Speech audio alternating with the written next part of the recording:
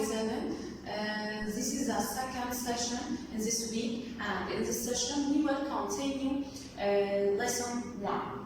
Last session we talked about body systems, okay? And we talked that our body consists of group of systems. We have many systems in our body. Why? Because each system has its own function. Each system has a function to keep our body healthy.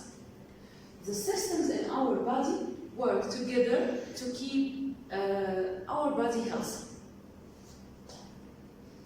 And last session we talked about that the body consists of what? Who can tell me our body consists of what? Yes, our body consists of group of systems. Yes, and the system, one system consists of what? Grade 7. Yes, one system consists of group of organs. And then one organ consists of what? Yes, one organ in our body consists of group of tissue. Group of tissues. And tissue consists of what? Yes, consists of group of cells. So cell is the smallest thing in our body. The building unit of our body is called what, grade 7?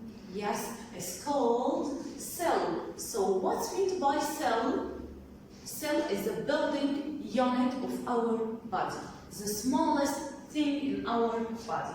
And so you must know that the systems in our body work together, yes, to keep the body healthy. And now let's talk about some functions of our systems. Let's start with the digestive system. The main function of the digestive system is to digest and absorb the food, to cut the food. We can't get benefit from the food in the large form. We must digest it. We must cut it into simple form. So the function of the digestive system is to digest the food. And then the respiratory system. The main function of the respiratory system is responsible for respiration process. Take oxygen and take off carbon dioxide.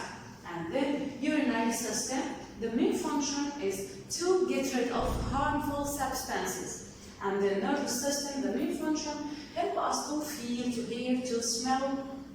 And finally, circulatory system, the main function is to distribute food and oxygen to all the body. And now, let's talk about how to keep the body balanced, how to keep the body healthy. Cells, the building unit of our body, which are called cells, need certain conditions to work properly. Okay? Cells need oxygen, food to get benefit, and then cells need to have their wastes taken away. We must get rid of wastes from our body. Okay? So, this process is called homeostasis. What's meant by homeostasis is the maintenance of a constant internal environment when outside conditions change. Okay? Again, what's meant by homeostasis? The maintenance of a constant internal environment when outside conditions change. So, we must keep the balance of our body. We must keep the balance by the process of homeostasis. Okay? Like this, when we make exercise, our body needs some things, okay, like water, like sugar. So we must make a balance to keep our body healthy.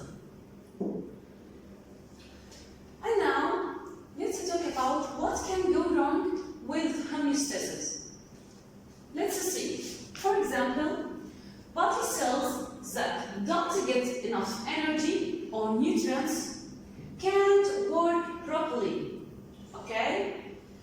Like a lack of food harms many systems in our body.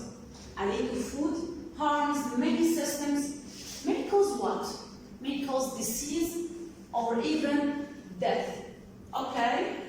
The presence of toxins can disrupt homeostasis. So we must keep our body healthy. We must keep the balance of our body. We must take our nutrients. We must take our food. We must take our energy, our oxygen to keep the homeostasis of our body. We must get rid of toxins, get rid of harmful substances to keep our body healthy, to keep the balance of our body. So in this session, we talked about the function of our systems, how the systems in our body work together to keep the balance, to keep the homeostasis of our body. Each system in our body have main function to keep the body balanced. And now we finished our session today, and we will continue our lesson in the next session. Goodbye.